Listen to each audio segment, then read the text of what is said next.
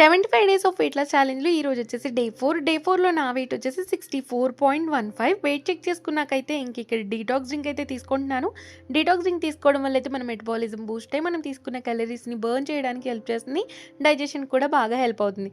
తర్వాత మా పాపకు వచ్చేసి ఇక్కడ బ్రేక్‌ఫాస్ట్ తినిపించేస్తున్నాను. బ్రేక్‌ఫాస్ట్ తినిపించిన తర్వాత అయితే తనకి లంచ్ బాక్స్ ప్యాక్ చేశాను. ఒక పూరి, ఒక జామకాయ, కొన్ని గ్రేప్స్ అయితే పెట్టేసి తనకి లంచ్ బాక్స్ ప్యాక్ చేసి స్కూల్లో డ్రాప్ చేసి వచ్చాను.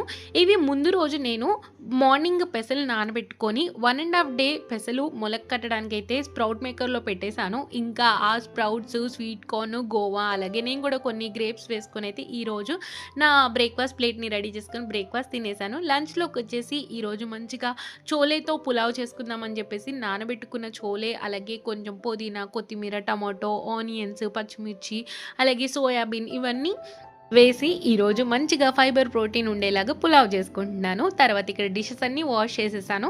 ఇంకా నా లంచ్ ప్లేట్ని అయితే ఇక్కడ కొంచెం పులావ్ అలాగే రైతా, కుకుంబర్ సలాడ్ పెట్టుకొని లంచ్ ఫినిష్ చేశాను. లంచ్ హెవీగా చేశాను. నైట్ డిన్నర్ని పపాయ అలాగే కివి ఇంకా 2 బాయిల్డ్ ఎగ్స్తో అయితే డిన్నర్ ఫినిష్ చేసేసాను. తర్వాత మార్కెట్కి వెళ్ళి నాకు కావాల్సిన వెజిటేబుల్స్, ఫ్రూట్స్ అన్నీ తెచ్చుకేసుకున్నాను. వెజిటేబుల్స్ ఫ్రిడ్జ్లో సర్దేశాను. ఫ్రూట్స్ వచ్చేసి ఫ్రూట్ బాస్కెట్లో పెట్టాను.